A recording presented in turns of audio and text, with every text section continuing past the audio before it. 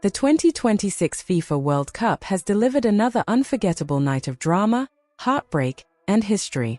Morocco's stunning victory over the Netherlands was more than just an upset, it was a statement. A statement about belief, identity, and what can happen when a team refuses to play with fear. Coming into this match, many experts considered Morocco a dangerous outsider, but after what we've witnessed tonight, they can no longer be called underdogs. This is a team that has steadily built its reputation over the past several years. They reached the final of the Africa Cup of Nations, shocked the world with a historic semi-final run in Qatar, and now they have once again proven that they belong among football's elite. From the opening whistle, Morocco played with courage. They attacked, they pressed, and they remained committed to their footballing philosophy. Even when they were punished on the counterattack and faced moments of adversity, they never abandoned their identity. They remained patient, organized, and determined to play the game on their own terms. In contrast, the Netherlands appeared hesitant. Rather than imposing their traditional attacking style, they seemed focused on avoiding mistakes. For many observers, that represented the biggest disappointment of the evening. Losing a football match is painful, but losing while abandoning the identity that defines your nation makes the defeat even harder to accept. The first half was tense and physical, with very few clear opportunities. However, the game exploded into life after halftime. The emotional moment of the night came when Cody Gakpo found the back of the net after brilliant work from his teammates. Considering the personal tragedy he and his family have endured this week, his goal became much bigger than football. It was a moment of courage, resilience, and emotion that touched everyone watching around the world. For a brief moment, it felt as though the Netherlands had found their winning goal. But Morocco had other ideas. As the clock approached stoppage time, Morocco continued to push forward. They refused to settle, refused to surrender, and were rewarded in dramatic fashion. A brilliant delivery into the box was met with a perfectly timed header, sending Moroccan supporters into absolute ecstasy and forcing the match into extra time. By that point, the momentum had completely shifted. Morocco looked stronger physically, sharper mentally, and more confident technically. They played as if they believed destiny was on their side. Then came the penalty shootout, the ultimate test of nerve. As always, penalties delivered heartbreak and joy in equal measure. Missed opportunities, incredible saves, and unbearable tension created another unforgettable World Cup moment. Morocco held their composure when it mattered most, while the Dutch players struggled under the immense pressure. When the final penalty was converted, history had been made. This wasn't luck. This wasn't a fluke. Morocco were the better team. They played with bravery, identity, and belief. Their head coach, appointed less than 100 days before the tournament, has transformed this squad into one of the most dangerous teams remaining in the competition. Now, Morocco advanced to face Canada in the round of 16. And after performances like this, one question remains. If Morocco can eliminate the Netherlands, who says they can't go all the way? The 2026 FIFA World Cup continues to deliver extraordinary drama, and few knockout matchups have generated as much anticipation as Morocco versus the Netherlands. Two unbeaten teams, two different footballing philosophies, and with a place in the next round on the line, there was absolutely no room for error. As the tension built inside the stadium and millions watched around the world, one thing became clear. This was never going to be a typical knockout game.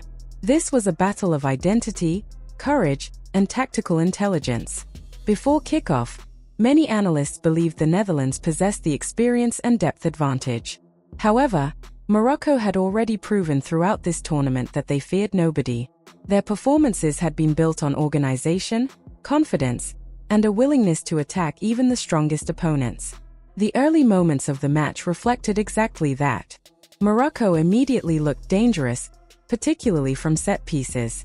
Their movement inside the penalty area created problems for the Dutch defense, and one powerful header forced an outstanding point-blank save from the Netherlands goalkeeper. It was an early warning sign that Morocco had not arrived merely to defend, they had come to win. As the first half progressed, Morocco continued to grow in confidence. Their attacking players moved with freedom, their midfield controlled key moments, and their fullbacks constantly pushed forward. One of the standout moments came when Achraf Hakimi burst into space on the right side, creating yet another dangerous opportunity and forcing another impressive save. The Netherlands, meanwhile, struggled to establish their traditional attacking rhythm. While they managed to create a few opportunities of their own, including a long-range effort comfortably handled by Yassine Bounou, they appeared frustrated by Morocco's discipline and intensity. At halftime, many observers believed Morocco would be the happier side.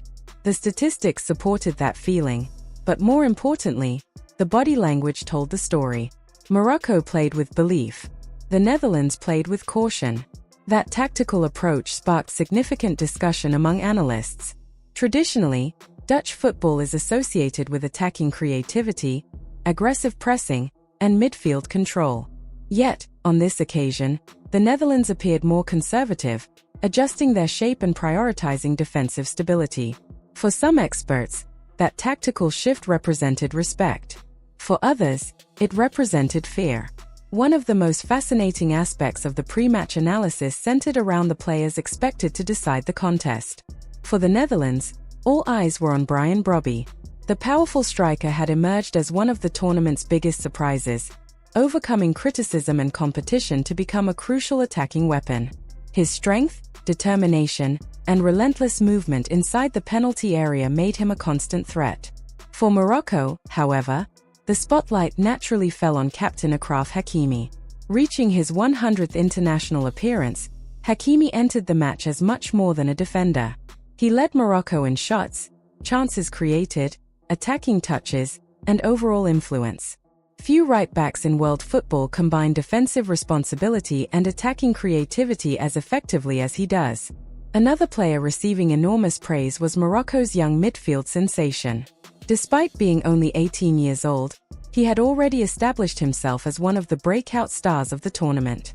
His ability to recover possession, dictate tempo, and launch attacks had transformed Morocco's midfield into one of the competition's strongest units. As the knockout pressure intensified, the psychological element became impossible to ignore. Several analysts emphasized that major tournaments are often decided not simply by tactics or talent, but by mentality. Confidence, belief, and emotional control become just as important as technical quality. Players facing personal challenges, such as Cody Gakpo's emotional circumstances, demonstrated how football can sometimes become a source of strength during difficult moments. The discussion also highlighted how confidence transforms careers.